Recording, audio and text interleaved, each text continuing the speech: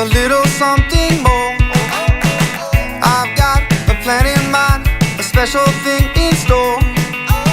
The light bulb inside my head says, get out and play, 'cause you never feel this way. It's my lucky day, it's my lucky day. It's my lucky day, my lucky day. Don't need a pot of gold, a rabbit's foot or to be told. It's my lucky day, it's my lucky day.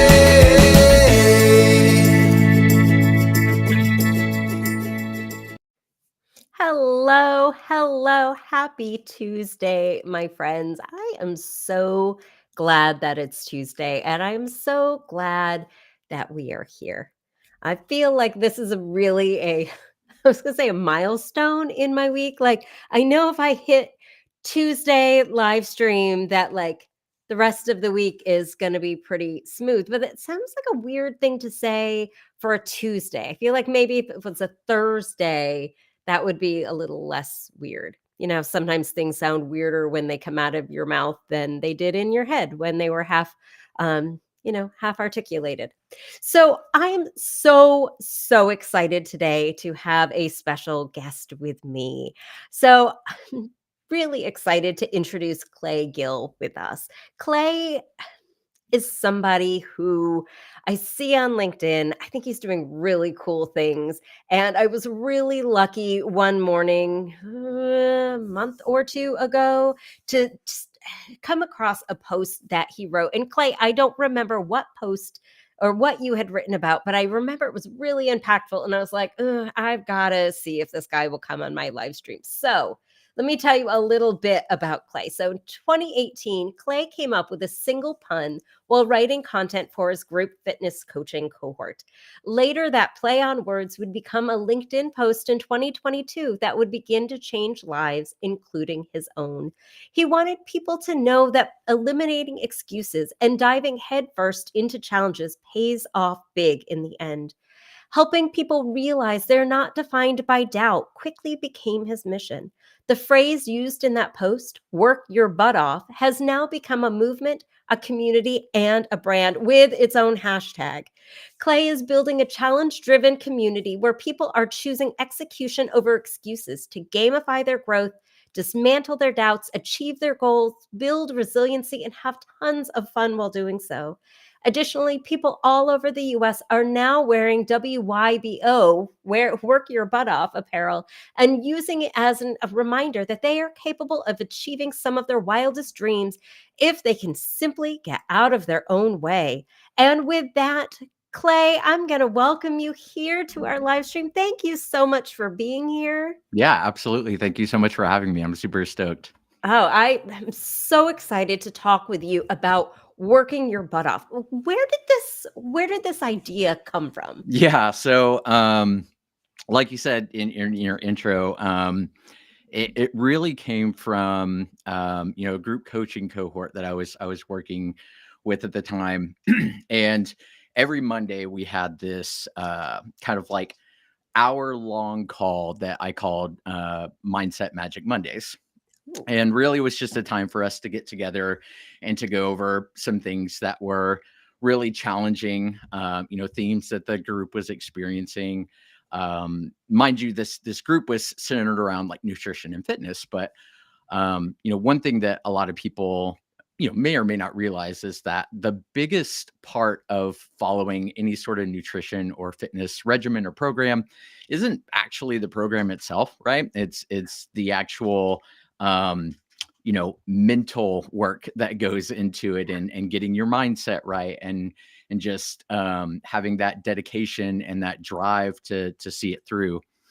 And through all the one-to-one conversations that I had with people within that group leading up to that call that particular Monday, it seemed like there was just a lot of challenges from people.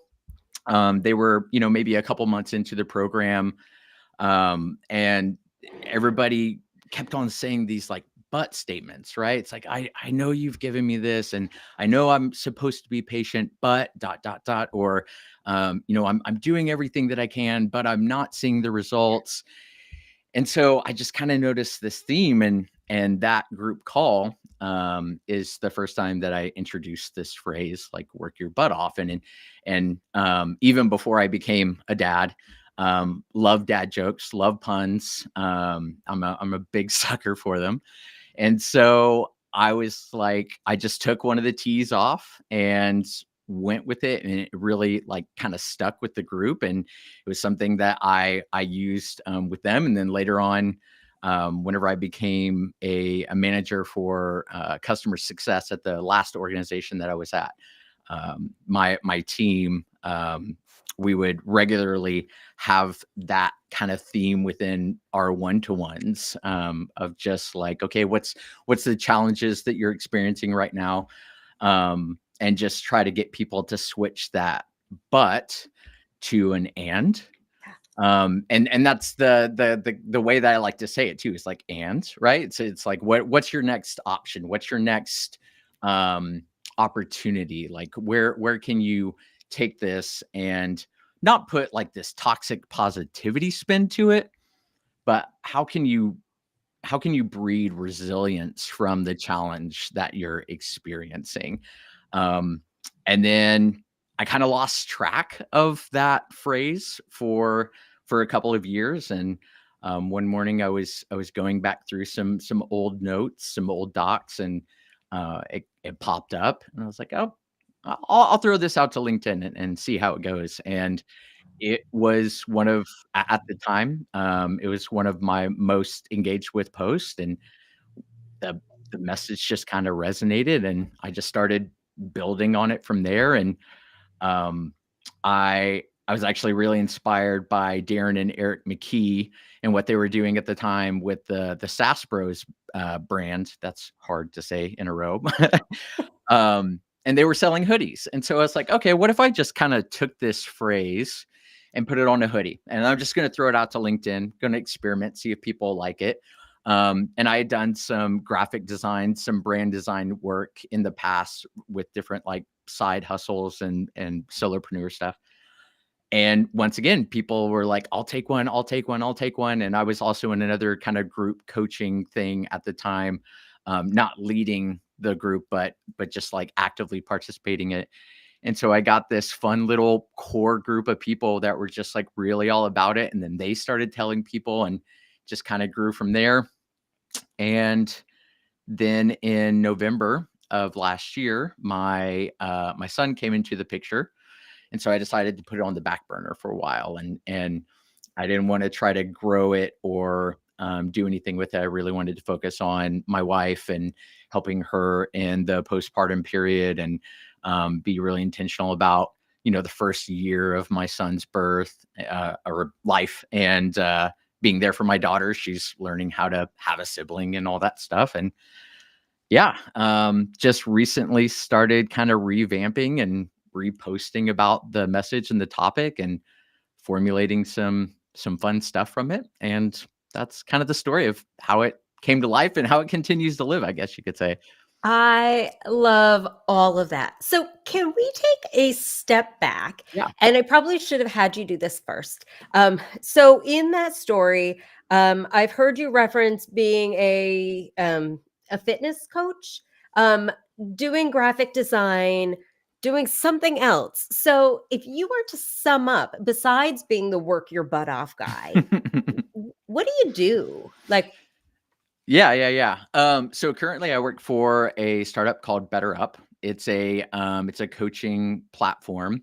And I'm actually a program manager for the coach services team. So I essentially make sure that all of our coaches have all of the information that they need to be successful with a program that gets up and running, for our partners that choose to buy coaching for their members.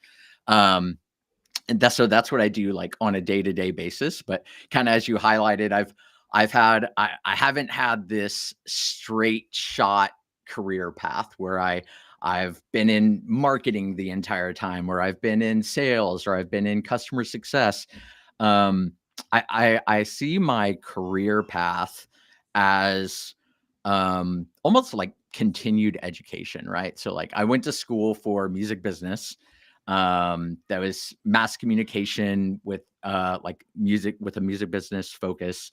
And I graduated from college. I was fortunate enough to actually get a job in the music business. I worked in Nashville for a number of years, working for Sony Music Publishing, and just decided that the music business, as great as it was, just wasn't the rat race that I wanted to be a part of. And the main reason why was, at the time I wasn't as self confident. And in the music business, it's very much about clout and who you are and what you've done and knowing how to articulate your value. And I used to look at it as kind of like this ego thing, to where I was like, I don't really want to be a part of that, because I'm not trying to build a name for myself. I'm trying to represent artists, or I'm trying to help songwriters get recognized, or I'm trying to book shows for bands that I believe in. Um, and so I wanted to stay kind of in the shadows. And part of it was like this, like I said, part of it was the nature of the business. But then a part of it was just my own like insecurity too, is just like, I I who am I, right? It's kind of that imposter syndrome first popped up in my early 20s whenever I was trying to do that. So from there, I went to, I decided to kind of just search around for different companies that I really believed in their product and also their culture. And so I started working for Apple, and worked there for 3 years. And that was the first place that really taught me a lot about running a company from like a people first perspective. And I feel like from there, it's like, okay, I can't work for a company that doesn't value their people and doesn't have like core values. Um, and that then led into traditional IT work for a great hospital in Oklahoma City. Oklahoma City is where I'm originally from. Then from there, I went into tech recruiting. And then after a little under a year in tech recruiting, all along I was, since 2011, and where we're at in the timeline, I guess you could say, is this was around 2017.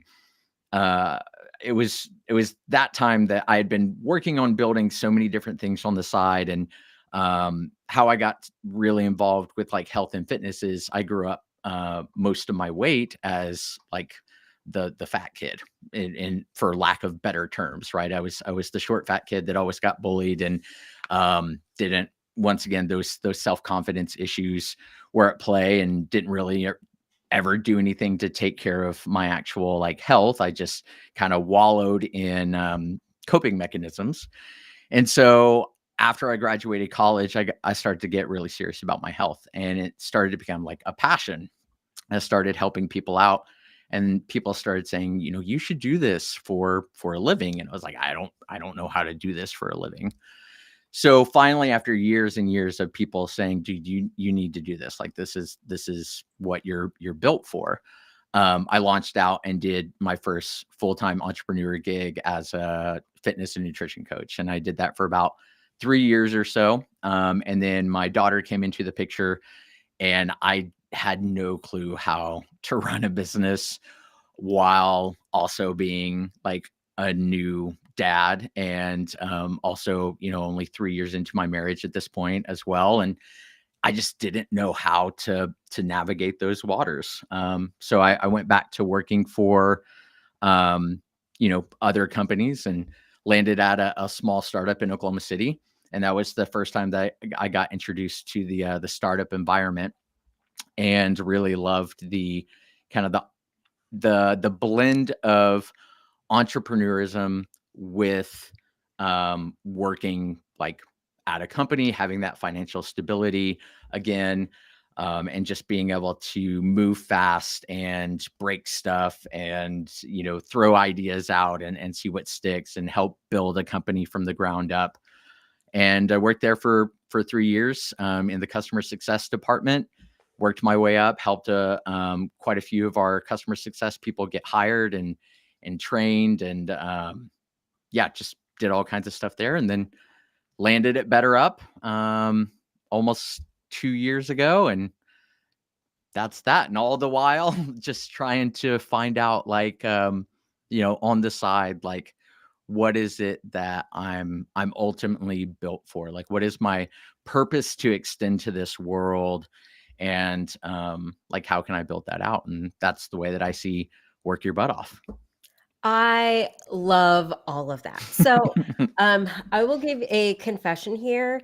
I am like so envious of both people who have a very clear path to what they're doing. Like our friends who grow up and they think, I want to be a doctor. So they go to school and they become a doctor and that's what they do. Like, I'm really envious of those people. And I'm envious of people like you who get to do like all the things because you I feel like you've done all the things. I'm somewhere in the middle and I've just done some things. I had an early first career in public relations that didn't go so well. I didn't land at a company that was a good fit for me. And instead of figuring out what a good fit would be, I got married and had kids. And then I dropped out because when in doubt, you just take the ball and go home if the kids aren't playing nice, right? And so then I was a stay-at-home mom for 8 years, and I thought at some point I'm going to have to go back to work, and I won't go back to that. So what do I want to do? I went back to school, got a degree in library science, became a school librarian, and did that for a number of years until I decided that wasn't the right place for me. And so right now, I'm working at a nonprofit that serves libraries across the state of Connecticut, where I am, primarily through procurement, but I don't have to do that. I do event planning and professional development and really all of the stuff from my library career, my school library career, and from my PR career that I was really good at. And I get to do just those parts. Um, but as much as I like my job and I love the community I serve, it's this thing that I'm building that, like, is the absolute coolest for me. Like, maybe you can talk a little bit about the sheer magic of having an idea and having it come to life and having people catch your vision, and what is that like for you to Yeah. build your own thing? Yeah, that's a great question. Before we get on to that, I just want to, like, commend you for 8 years of, like, stay-at-home mom work, because that is, I tell people all the time, because my wife is a stay-at-home mom. Okay. I tell people all the time, my wife has the tougher job out of the two of us, Yeah. like, hands down, for sure. As I'm hearing, I don't know if you can hear, but as I'm down in my basement, that's where my studio is, and I'm hearing stomping and screaming and I all the. can't hear it, I wish Oh, I could. good, good. Maybe if I point the microphone up at the ceiling. No, but yeah. So seeing, so so first, before I talk about the feeling of kind of having this message or this vision, and people, like, really latching onto it, I want to talk about the kind of like the scary stuff, right? That goes on even before that that spark actually happens, and people get it, right? And I it's essential to the message of Work Your Butt Off is, there are those beginning thoughts of, I have this thing to say, or I have this idea, or I have this vision of this thing I want to build, but what if nobody likes it? Or, but what if, you know, people do like it, but I can't make a living off of it? Or, but what if I start to build it out and it all, like, it's going great in the beginning and then it just fizzles out? Or, but what if I, want to build this thing, but I know that I can't do it alone. So I'm going to have to bring other people. I can't afford to pay other people. Right. So there's all of these buts, buts, buts, buts, buts. And, like, you have to dig into those. Like, one of the core values behind the message of WIBO, or Work Your Butt Off, is, the motto basically of the brand is show the world that you're not defined by doubt. And in order to do that, you have to first dismantle your doubts, not just like ignore them, right? You've got to stare at them in the face instead of just like pushing them aside. And you got to go, okay, what are you trying to tell me? Because your doubt is just as much a tool as your faith, or your doubt is just as much a tool as your beliefs or your strengths or whatever. You just got to know how to use them, right?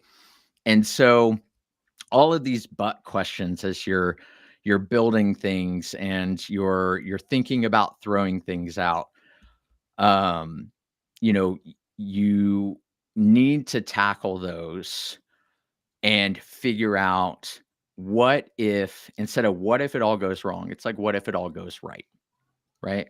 What if the but is just something to kind of pressure test how passionate you are about actually getting it out to the world? Because if you can say, I've got this message that I want to give to the world, but what if they don't like it? And you stop there, then I think it's time to have an honest conversation with yourself. Maybe you just weren't that passionate or weren't that gung-ho about building that thing, right? And even if you need to pause and reflect on that and let it eat you up inside a little bit, and you're just like, man, I can't stop thinking about this. Like, I just want to post it, or I just want to build it, or whatever. Then okay, like I can't make this go away. It's eating me alive inside. Like, not doing this thing. It's a message or a verse from the Bible that I really like is like, my bones like burn within me with passion. And it's like that, it just that picture of just kind of like this heat from the inside out and this energy, right? Just really resonates with, if you want to do the thing, like you'll feel that, right? And the other thing is, if you got this message, if you got this vision, just throw it out there, right? My personal LinkedIn strategy is to affect one person per day. That's it. So if I get one like on one of my posts, if I get one comment, I tick the box and I go home proverbially, right? It's just like I've affected one person's life today. I don't need 100,000 likes. I don't need 50 comments. I just need one person to go like, thank you for that, or this is really insightful, or just, the gears started spinning in their head. Because if I know that one person got affected, what happens is this ripple effect starts happening, right? To where it's like the 5 to 10 people that are the closest to them, right? They might go, man, I saw this really, even if they're like, I don't remember who said this or posted this or whatever, right? But they're like, yeah, like this post really got me thinking, and I think I want to start a business, or this post really got me thinking, I want to take my health and my fitness seriously, or I want to be a better parent, or, whatever it is that's a challenge for them. And then someone comes alongside them and they're like, yeah, me too. Or, hey, that's really cool. Like, I want to support you in that. Right. And then by proxy, that person or those people that are around that person, they start thinking like, well, hey, Susie's talking about, doing this or that and like really challenging yourself. Like, what am I lacking in, or how do I want to be challenged? And it starts to kind of like spread, right? So if you could do that one time per day, right, then you're going to affect 300, the potential, like just one person, 365 people straightforward in a year. If you just post once daily, right? Or even just shoot a text or an email to somebody.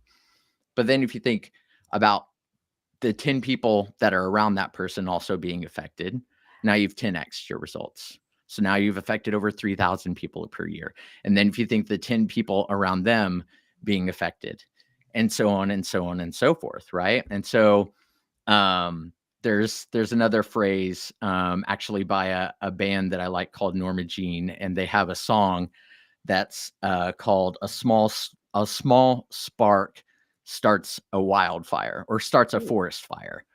And so it's like, that's that's my mission, right? I just want to be the spark. I don't need to be the gasoline. I don't need to be the fan that keeps the flame going. I just want to be the spark because I believe that people already have it within themselves to do really awesome things. They just need somebody to help them, pass that, pass that first like hurdle and maybe the hurdles after. So I know I kind of went down a rabbit trail here. So I guess I'll just come back to the original question and just say, if you got a message or you have a vision of something that you want to give to the world, decide if the juice is worth the squeeze. And if it is, like, do it, because the challenges that you'll face building that, as tough as they might be, they'll actually like light you up, and they'll energize you. They're not gonna I mean, they might drain you. Let's be realistic. They might drain you, right? But then whenever you figure out how to get past it and you complete it and you kind of check that box, then you can be like, okay, that felt good. Like what's the next item on the list that I can check off? Or I posted that and oh yeah, people are resonating it.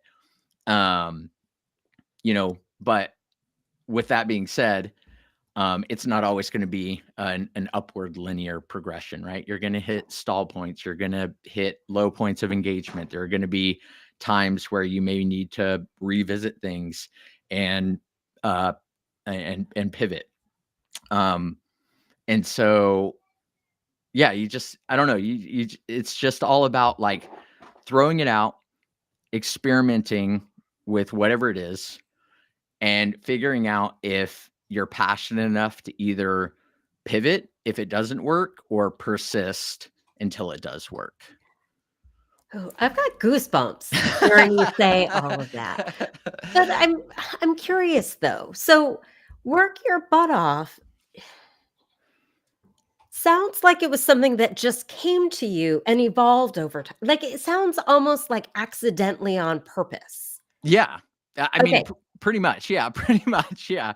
So, yeah, it definitely happened on accident. And the thing that I like the most about the origin of the name is that it happened in community, right? Mm. So I can't take 100, or at least I'll say this, okay? I can't take 100% full credit for it, because while it was the phrase that popped into my head, if I hadn't had been having these really challenging conversations with my clients and my friends at the time, then that phrase wouldn't have come about, right? So they are just as much a part of the WIBO work your butt off story as like it being kind of this thing that I want to move forward with. And so yeah, so it definitely happened. The phrase happened on accident. So we'll say this. So the accidentally on purpose, I love that, by the way. The phrase happened on accident. Whenever I heard it though, and put the kind of pun play on words spin to it, that's whenever I knew, okay, no, I'm going to move forward with this in a very purposeful way. And even to this day, the evolution of what it is and what it's becoming, I want to be very purposeful with the message having the same outcome as its roots, which is it was rooted in community. It was grown or sprouted in community. And I want the message to continue on to be like nurtured through community. I don't want this to be my phrase, right? Like, even though I'm the work your butt off guy, as my LinkedIn profile says and everything, I just want to be the one that is the main catalyst for the message being out there. But yeah, it's just as much somebody else's message who needs it as it is mine. And even there have been a lot of times, especially within the past couple of weeks, where almost from this out of body like experience I've been having to coach my internal self with that message. So it's just as much for me as it is for somebody else. And just even being able to come across challenges or whatever and go, okay, no, this is tough, but if it's worth this, if the juice is worth the squeeze, right, then it's worth me working my butt off. It's worth me getting to that next part and checking off the task or pushing through the challenge.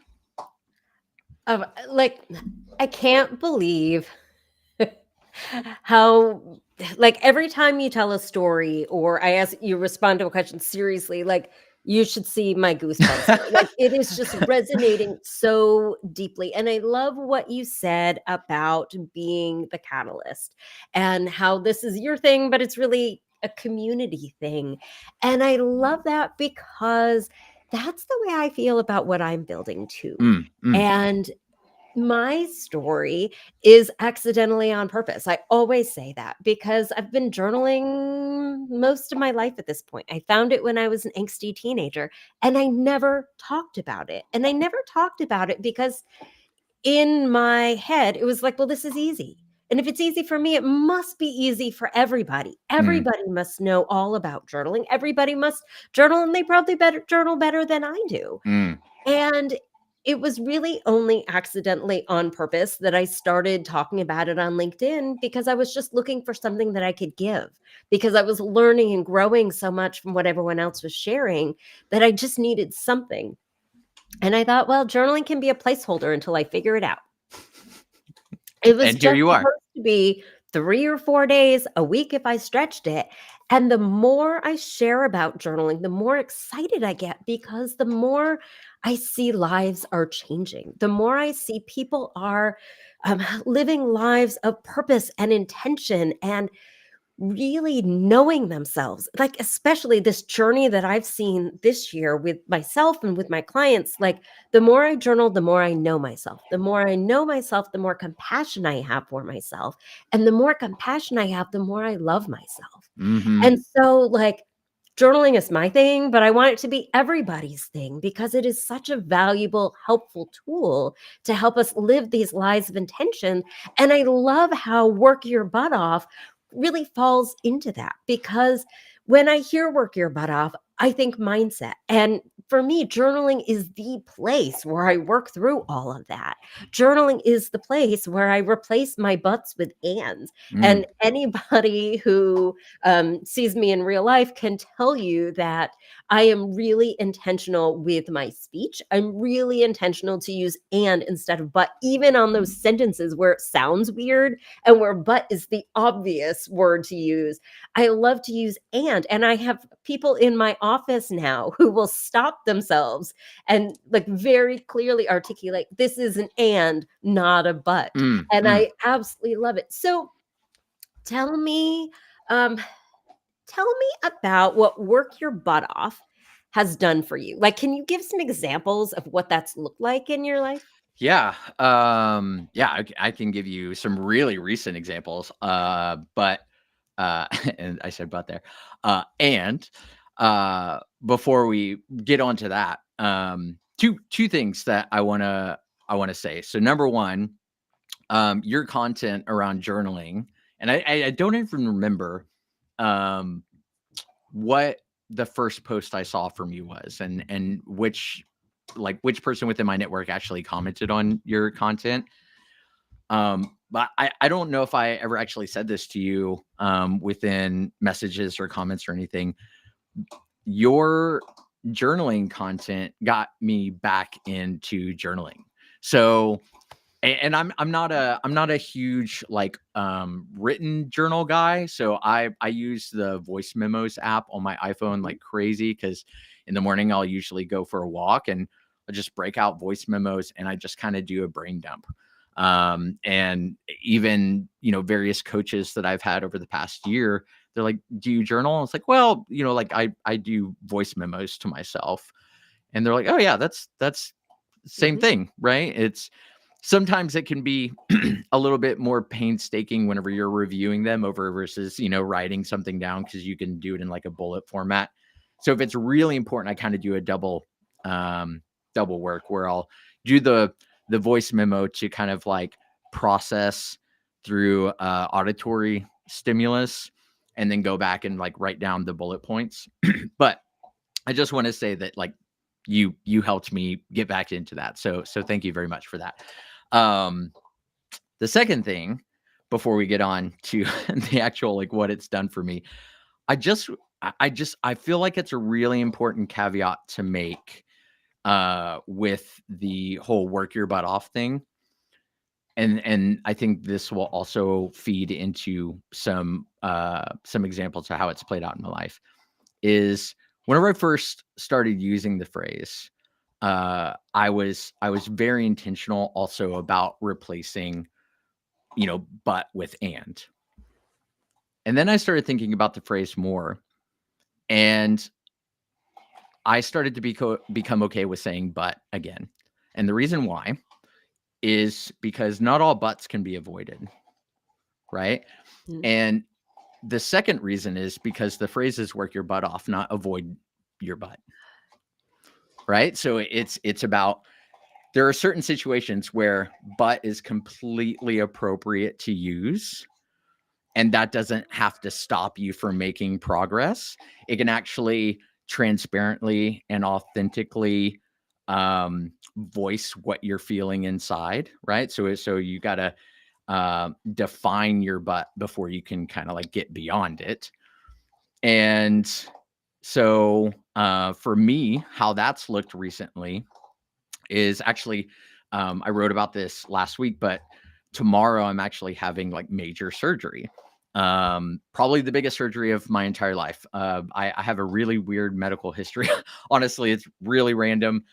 This won't be my first surgery where I've gone under anesthesia, but it's definitely going to be the most serious surgery, where essentially I got braces on in January of this year for an issue that I've known about with my bite for the last 20 years of my life. And the entire time that I knew about that, so I got braces on whenever I was like 17, got them off whenever I was about 21. And they said, okay, in a couple of years, we're going to reevaluate you for this surgery that we know that you're going to need. And I was like, okay, never went back. I was like, I'm in my 20s. I'm young. I want to live life. I don't want to have braces. Like, don't want to do it. Right. So then I get married in my late 20s. And it's, kind of my wife and I's environment was kind of like, that young financially scrappy kind of marriage, where I was an IT guy that really wasn't making that much money. She was a part-time student, part-time worker. And so we just didn't have a lot of money. And so forking out a couple $1,000s for braces, and then possibly having to fork out another couple $1,000s for a major surgery in which I'm going to possibly have to have my jaw wired shut for 6 weeks. Like, once again, as a guy in my late 20s, I'm like, no way, Jose. Okay, I'll put it off a little bit further. And so I just kept putting it off and putting it off and putting it off. And here I am at 37 years old. And I decided to get braces this year because I had a big sign happen, which was I was doing something super simple. I think I was like chewing on a mint or something like that. And one of my teeth that was on my bottom jaw, which was crooked, by the way, that's like, in order for them to first figure out where the bite's supposed to be, they would have to straighten my teeth on the bottom. It chipped one of my top teeth. I just bit down just right, chipped my top tooth. And I went to go get it fixed, the dentist, and he was like, like, I'm going to be honest with you, this is probably going to continue to happen unless you get your bite fixed and get everything straightened out. And he wasn't the one that was going to be benefiting from my orthodontist. So like, I was like, okay, you're not trying to sell me anything. You're just like being completely honest. Right. And so I was like, okay, sign me up for a consultation. So I go to the surgeon, he kind of gives me the rundown on how it's going to happen. And, like tells me all the hard, difficult things to hear. Like, you're going to have your jaw rubber banded shut for about 6 weeks. You're going to be a fully liquid diet. Your face is going to swell up like a balloon, like all these like not fun things. And I'm like, okay, yeah, no, if it leads to something great on the other side of that, and I'm going to have a fully aligned bite and a smile that I'm confident about for the first time ever in my life, sign me up. And so we start working towards there, and then I get the braces on, and I'm like, not having a fun time with it, but once again, that message keeps going in my head, better on the other side, better on the other side. And then somewhere around the summer, they're like, okay, everything's starting to line up pretty well. We can go ahead and like schedule surgery for the winter. And I was like, okay. So we start progressing. I have another consultation with the surgeon. And even then, I'm just like, I feel pretty good about it. And then this last month, leading just like every week, it has just felt like pressure building and building and building and building, like this kind of countdown to doomsday sort of thing, where it's just like, and that's tomorrow. It's less than 12 hours from now, I'll be in surgery, right? And the entire time that I feel this pressure building, I'm having to tell myself, this is not something that I have to do. It is something that I get to do, or I want to do, because I'm hopeful that the results, the outcome of it is going to be more beneficial than the challenge of going through it.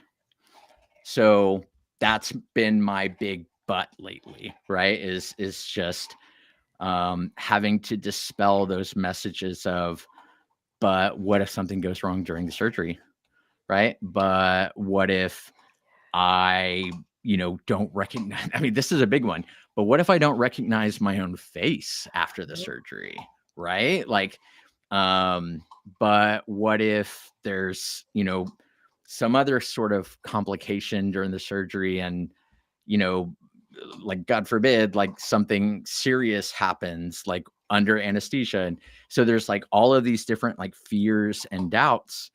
And the motto of work your butt off just kept coming back to me, like, show the world you're not defined by doubt, like go through with this. Not because like, not this kind of like placate of you signed yourself up for this, like now follow through, not that sort of thing, right?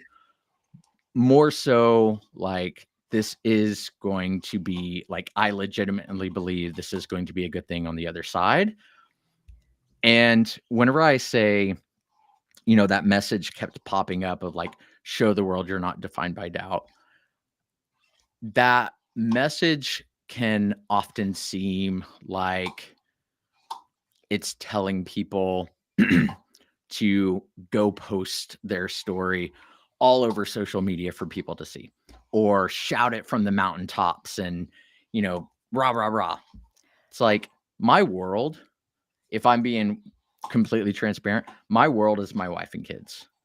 If I didn't have anybody else in this world with me except for my wife and my kids, not only would I be okay, I'd be fan freaking tastic, right? So my world, I'm choosing to show up for my wife and my kids and show them that I'm not defined by doubt, especially my girl. She's 5 years old now. She's at a very impressionable age, right? To where she's starting to realize these big feelings like fear and doubt, and what it feels like to fail at something instead of always win at something.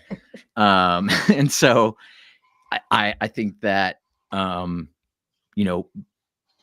been very open with her the last couple weeks, and even the last couple of days. It's like, hey, like, daddy's scared.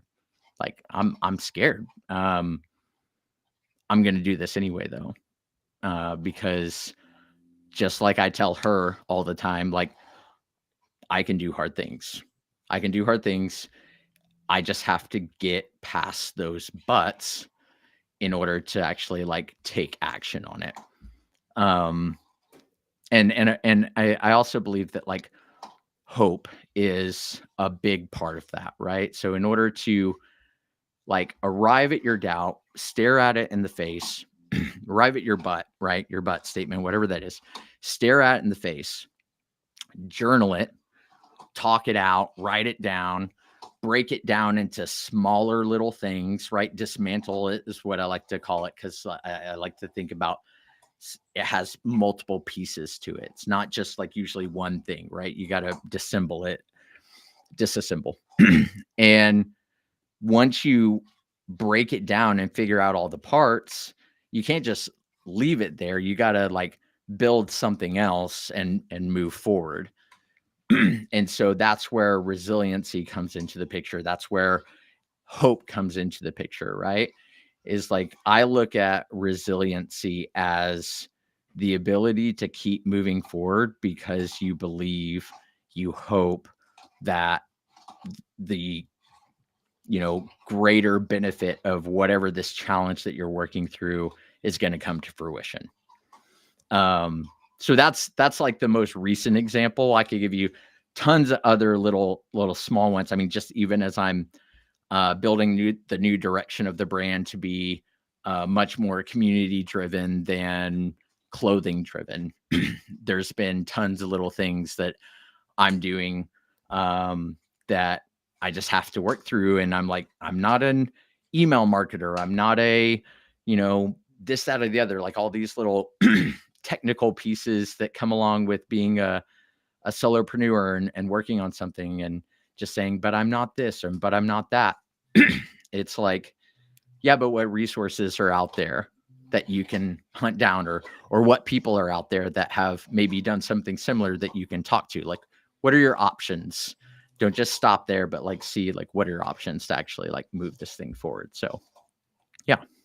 So good. And I love the natural tie-in between what you do and what I do, because what better way is there to identify what you want and how you're going to get there, and to celebrate along the way the progress you're making? Mm-hmm. Because I see all the time, and you probably see this with the folks you work with too, like we set these big ambitious goals and we're happy to celebrate them when we've exceeded those goals. Right. Yeah. And like anything from ground zero to the goal, like it's no big deal, right? It's easy. Anybody could do it. But when we take the time to acknowledge and celebrate these baby steps, we get the Mm-hmm. momentum to keep going. Have the ability to mark our progress. So on those days when we're not feeling like we've achieved much, we can zoom back out by looking at where we've been. Say, holy cow, I'm not on the bottom rung of the ladder. I'm 3/4 of the way up here. Oh, I can do the rest, right? Just going back and reminding ourselves of how brave and smart and resilient and strong and clever and we Mm-hmm. are. I think it's amazing. So I wish we could talk like for hours and hours, because I could seriously listen to you tell stories like this, like for the rest of forever. But how can people work with you? What does that look Mm. like? How do people get in the work your butt off community? Yeah. So right now, I'm actually in a really interesting transition of like I said, what the brand's goal is, because it's in my mind it's evolved so much from the days where it's like I'm just gonna throw some hoodie designs out. I'm gonna throw some t-shirt designs out. While I still will be doing like a clothing element to it, it's shifting to be much more of a community driven thing to where I'm actually going to, and this is the first place I've actually talked about this in public, so you're getting a little sneak peek here. But yeah, I'm actually going to be building a Discord server.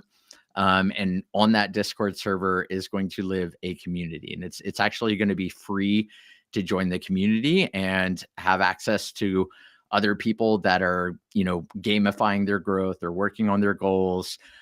They're like helping each other out, encouraging each other, and working through challenges. And speaking of challenges, there will also be challenges that are a part of the community. So we'll be doing like challenges around health and fitness, around building businesses, around rest and recovery, all sorts of really cool things, and even having some like guest co-leads for these challenges. The challenges will be paid, but the reason why they're paid is because, and this is the part that I'm so stoked about. I am in the process of putting together ridiculously awesome prize packages for those challenges. So not only are people going to walk away with each challenge with like an accomplished mindset and, maybe, healthier body, healthier mind, but they're also going to get some really cool prizes out of it as well. So it's not launched yet because, like I said, I'm going into surgery tomorrow. So I'm giving myself plenty of time to rest and recover, but 2024 is gonna be a really fun year to where, I really hope that the WIBO, Work Your Butt Off community starts to grow and band together. So as far as how people can work with me right now, it's just simply reach out and connect with me on LinkedIn. And I want to get to know people. I want to get to know their stories. I want to see who would be a really great addition to that community. And if that, if you're somebody that's looking for a place to be both challenged and encouraged, then you're welcome.